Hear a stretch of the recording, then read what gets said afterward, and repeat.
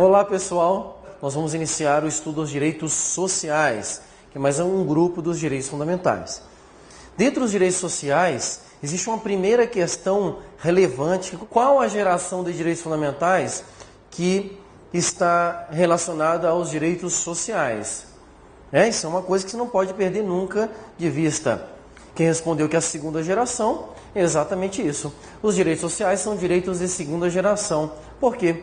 Porque são direitos que são garantidos com um objetivo muito claro de reduzir as desigualdades sociais. No primeiro momento, parece que os direitos sociais eles seriam destinados apenas aos hipossuficientes, ou aquelas pessoas que necessitam de auxílio do Estado. Mas não é essa a intenção da Constituição. Na verdade, o rol de direitos que nós vamos encontrar aqui na Constituição, ele é muito mais amplo. Abarca benefícios que dizem respeito diretamente a qualquer pessoa da sociedade.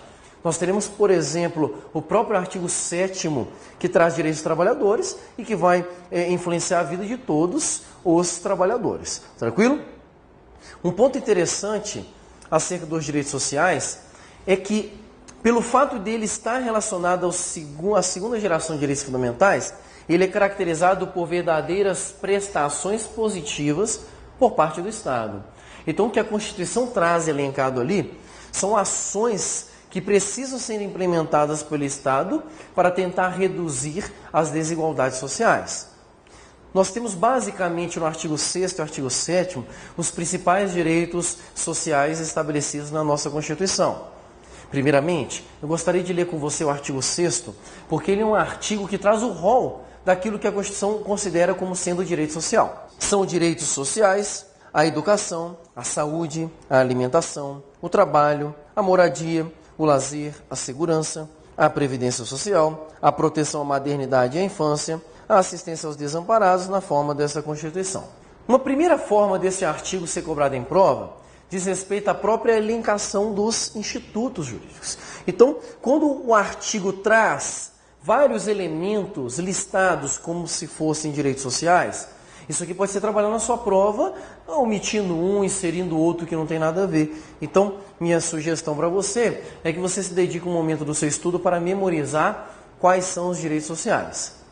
Uma segunda observação diz respeito à inserção, por meio da emenda constitucional número 64, do direito social à alimentação. Terceira observação sobre o artigo 6º.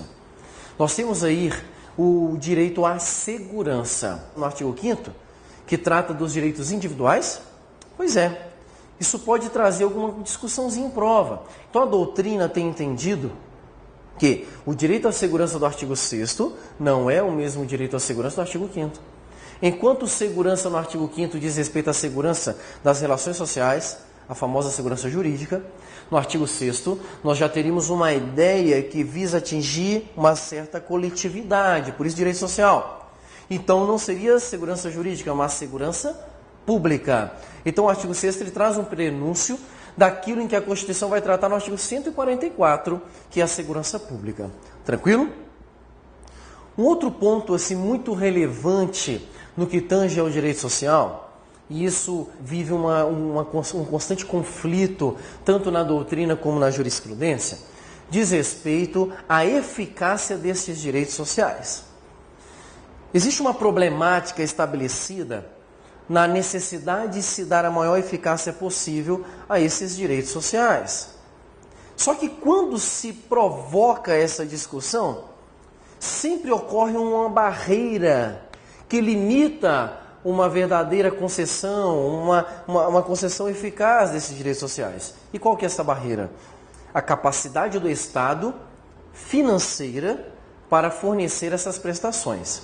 Ora, os direitos sociais são direitos que necessitam de uma assistência prestada para o Estado. E isto representa ônus aos cofres públicos.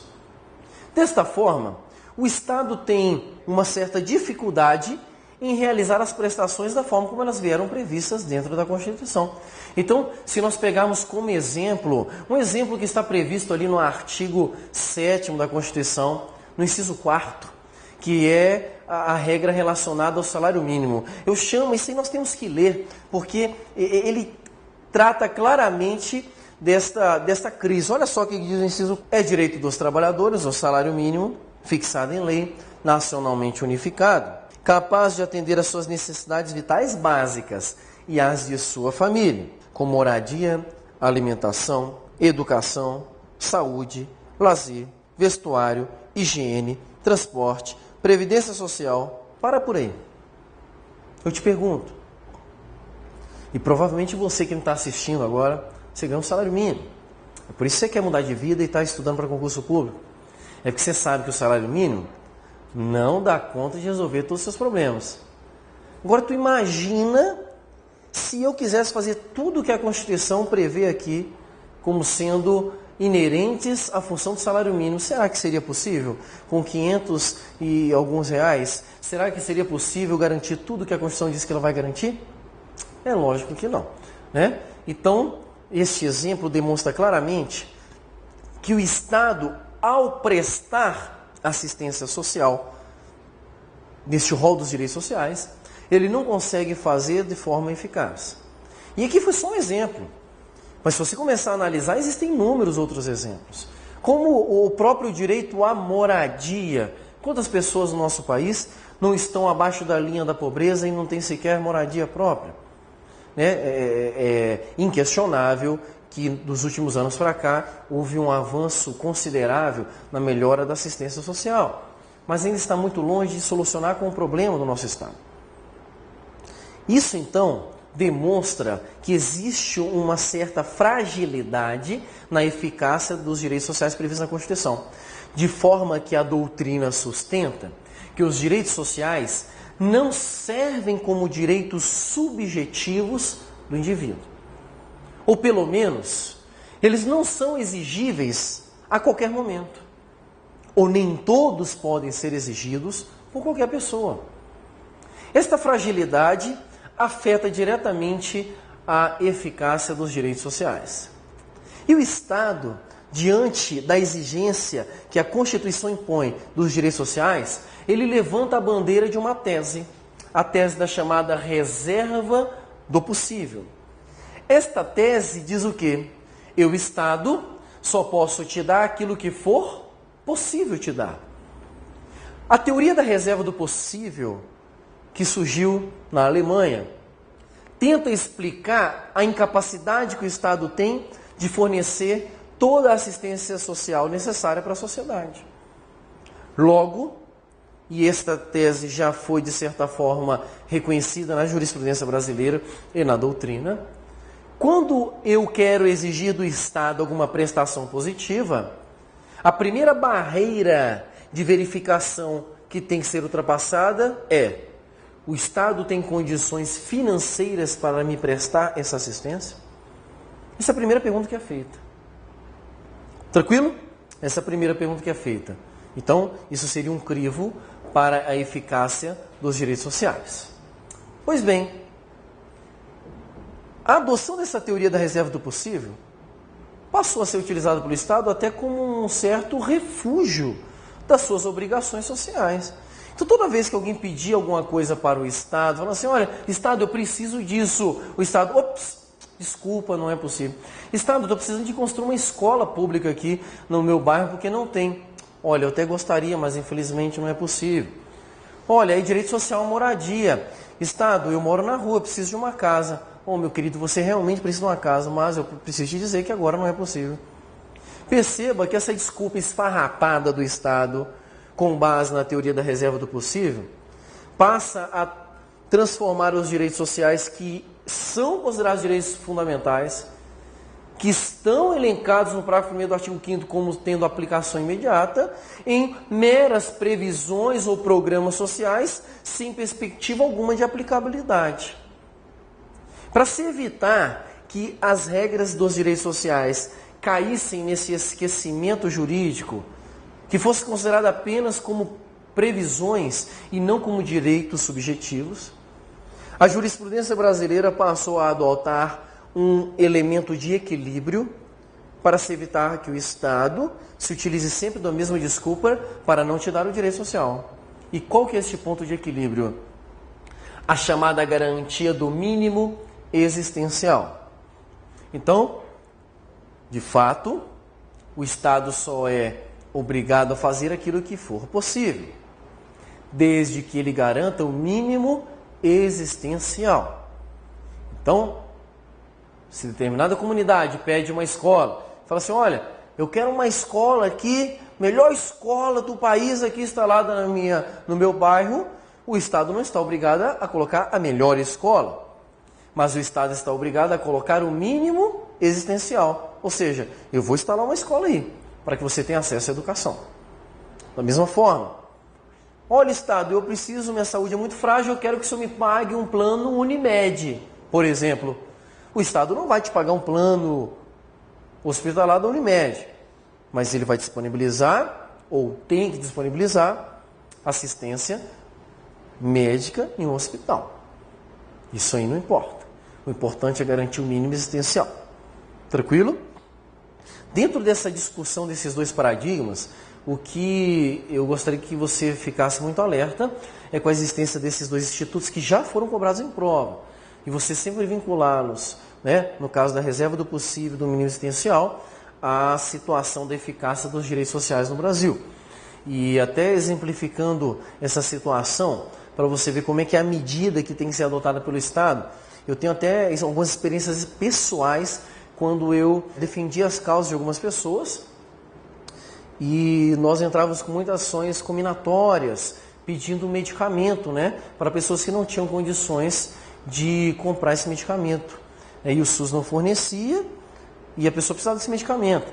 Então, teve uma certa situação onde uma pessoa nos procurou e falou assim, olha, eu tenho um laudo médico, eu tenho um parecer do Ministério Público, esse laudo médico constata que a minha doença, que é uma doença raríssima, uma pessoa em 1 milhão tem essa doença, e esse tratamento só existe com um remédio fabricado na Europa, e esse remédio custa R$200 mil a caixinha.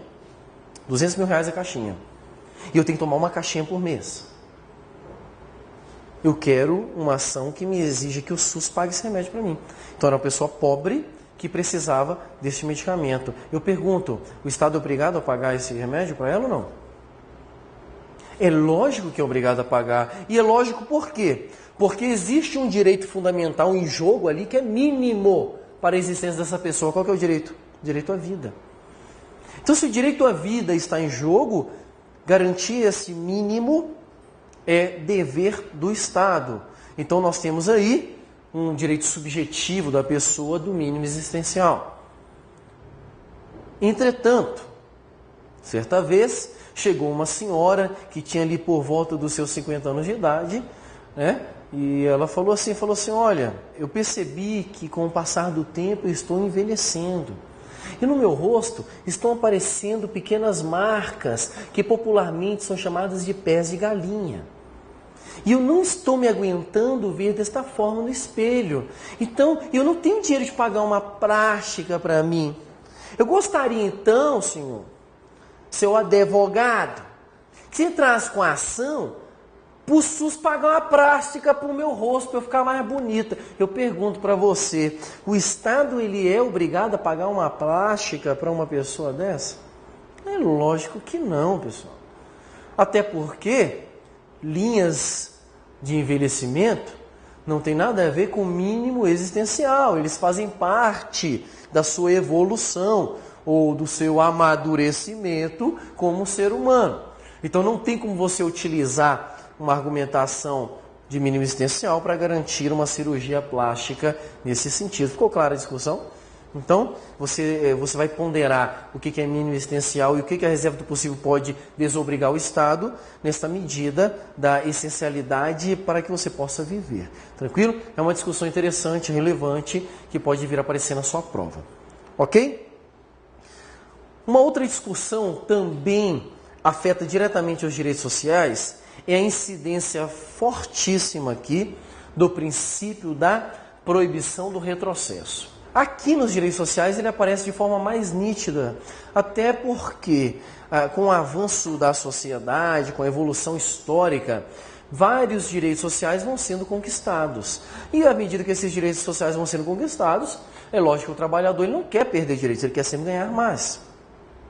Então existe uma corrente fortíssima tanto na doutrina como na jurisprudência, no sentido de proteger aqueles direitos já garantidos, já conquistados, com base neste princípio da proibição do retrocesso. Então, se eu avancei, eu não posso regredir. No mesmo sentido em que existe doutrina e jurisprudência tentando proteger a perda desses direitos sociais, nós temos também discussões fortíssimas no sentido de flexibilizar alguns direitos, principalmente dos trabalhadores. Então nós temos já discussões no que tange a aposentadoria, talvez é um dos direitos aí que mais são discutidos hoje no âmbito legislativo, para tentar exigir uma flexibilização, no sentido do trabalhador trabalhar mais tempo, ou seja, seria um retrocesso social, né? E essa discussão existe, ela não acabou, ela existe, e existiriam ainda discussões com relação a outras garantias que também são discutidas ali no âmbito do Congresso, como, por exemplo, a própria retirada do 13º salário, que é um direito constitucional garantido e que alguns parlamentares gostariam de retirar isso aí dos direitos dos trabalhadores. Nós vemos aqui claramente uma ofensa a esse princípio da proibição do retrocesso e temos que prezar aí para uma preservação maior desses direitos diante dessa perspectiva que já é adotada pela jurisprudência. Tá? Então essas discussões que eu trouxe para você aqui são as discussões mais fortes envolvendo os direitos sociais no que tange ao seu aspecto doutrinário, e a partir de agora a gente migra para a análise do próprio texto constitucional, né? Logicamente que pelo tempo que nós dispomos neste curso aqui, nós não vamos conseguir analisar todos os incisos e artigos que prevêem os direitos sociais, mas vamos dar algumas dicas para vocês.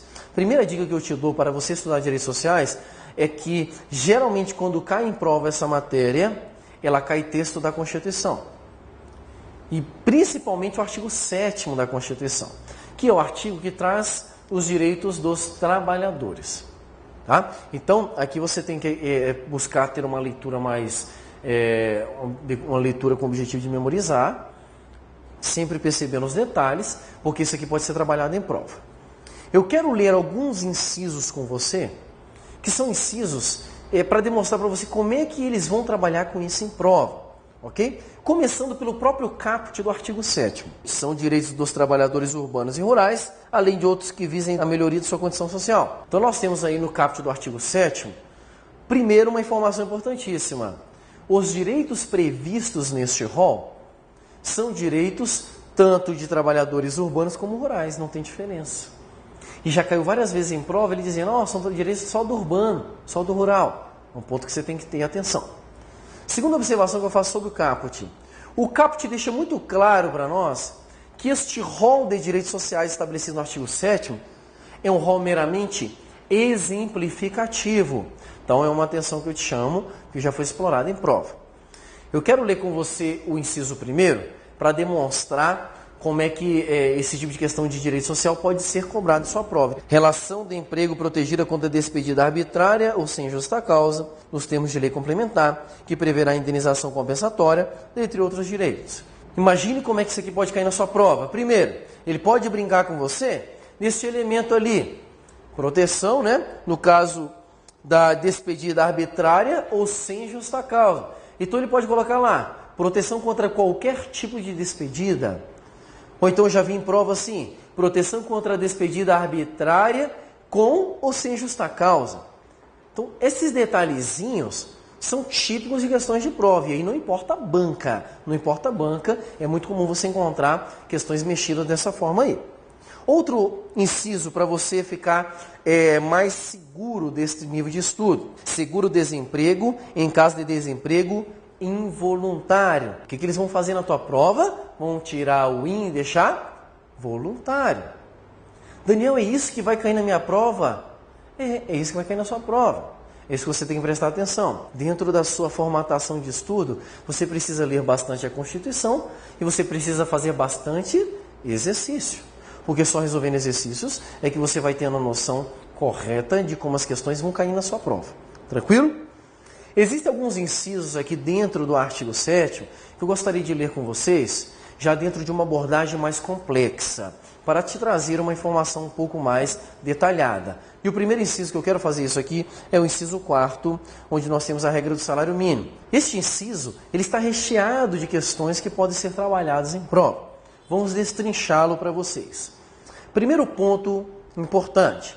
Ele fala que o salário mínimo ele é fixado em lei.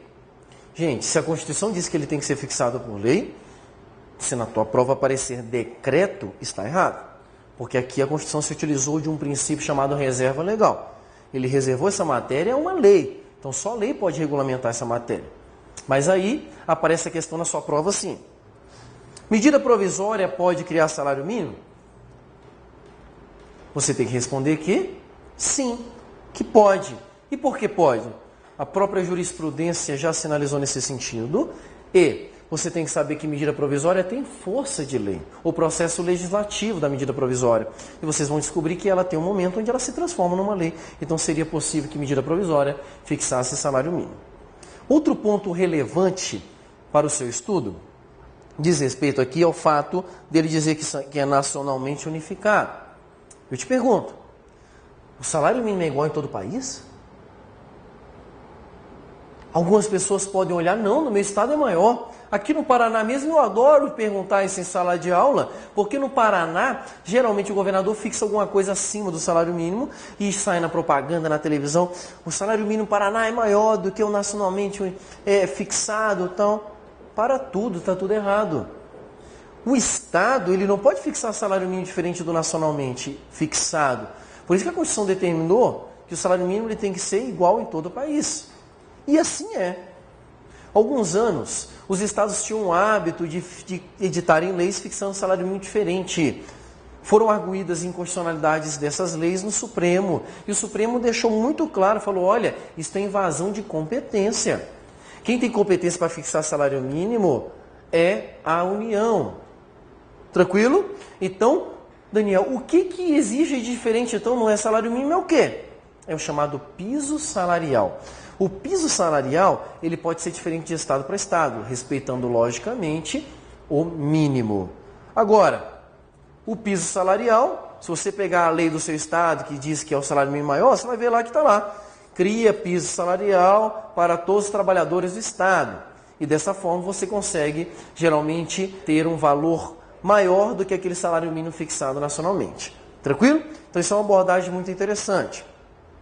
No que tange a eficácia dos direitos aqui, nós já vimos bem tranquilo.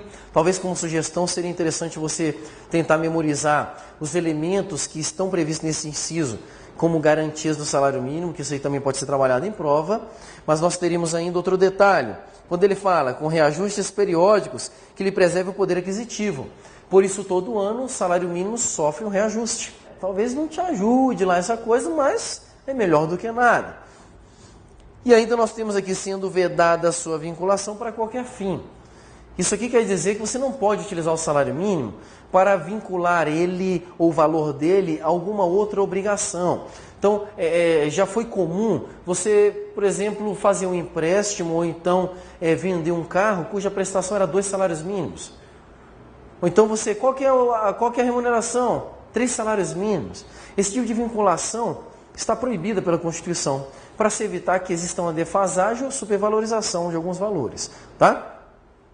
Outras questões interessantes que podem vir a cair na sua prova dizem respeito ao posicionamento do Supremo Tribunal Federal em relação ao salário mínimo, que são refletidas nas súmulas vinculantes que foram editadas pelo Supremo acerca do salário mínimo. Nós temos aí 4 súmulas vinculantes que são interessantes a sua leitura. Né? Eu indico para vocês a leitura da súmula vinculante número 4, a número 6, a 15 e a 16. 4, 6, 15 e 16 são súmulas vinculantes editadas pelo Supremo Tribunal Federal que têm algum tema relacionado ao salário mínimo. Eu quero destacar aqui com vocês, né, algumas súmulas apenas que são interessantes e que eu acho que tem uma relevância maior. Primeira súmula que eu acho interessante é a súmula vinculante número 16. A súmula vinculante número 16, ela diz que a remuneração do servidor público, para efeito de comparação com o salário mínimo, tem que ser calculado no valor da remuneração total e não só do vencimento básico. Explico para vocês. Isso vocês vão aprender em direito administrativo quando estudarem a composição remuneratória. Mas, quando nós falamos em remuneração,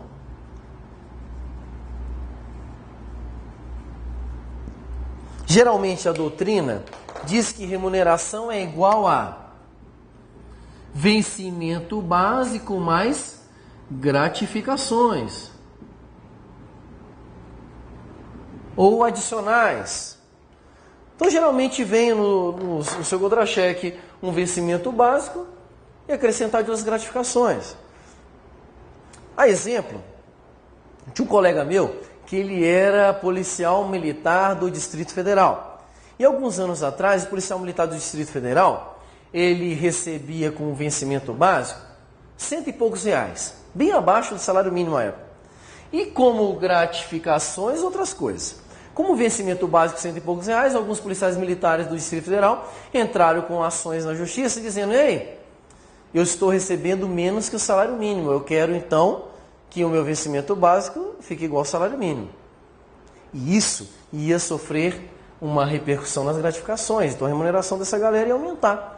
O STF vem para pacificar esse tipo de discussão e diz: olha, não importa o valor do vencimento básico, o que importa é o valor total da sua remuneração para efeito de comparação com o salário mínimo. É isso que a súmula vinculante número 16 quis dizer. O interessante aqui nesse caso é que o vencimento básico do policial militar no DF à época era R$100 e poucos, mas as gratificações dava 4 mil. Ou seja, ele recebia 4 mil e poucos reais, logicamente que estava muito além do que o salário mínimo. Tranquilo? Então essa é a primeira que eu gostaria de compartilhar. A outra súmula vinculante que eu acho interessante é a súmula vinculante número 6. Ela é muito bacana, porque essa súmula traz uma exceção à regra. Ela permite que uma fatia de trabalhadores receba menos que o salário mínimo. E quem são esses trabalhadores? As praças do serviço militar inicial. Quem são estes? São aqueles soldados e as demais praças que estão entrando no serviço militar obrigatório. Provavelmente se entra como soldado ou como aluno de curso de formação. Esse pessoal, segundo a súmula vinculante, eles podem receber menos que o salário mínimo, para a tristeza de vocês que estão no serviço militar obrigatório e estão nos assistindo agora. Mas pense o lado positivo de você ganhar menos que o salário mínimo. É que você vai se sentir mais motivado para continuar estudando conosco e buscar um concurso público melhor. Essa é a única vantagem, né? Mas é interessante que você saiba que seria possível a uma praça receber menos que o salário mínimo, de acordo com essa súmula vinculante. Tranquilo? Continuamos então no próximo bloco. Um abraço.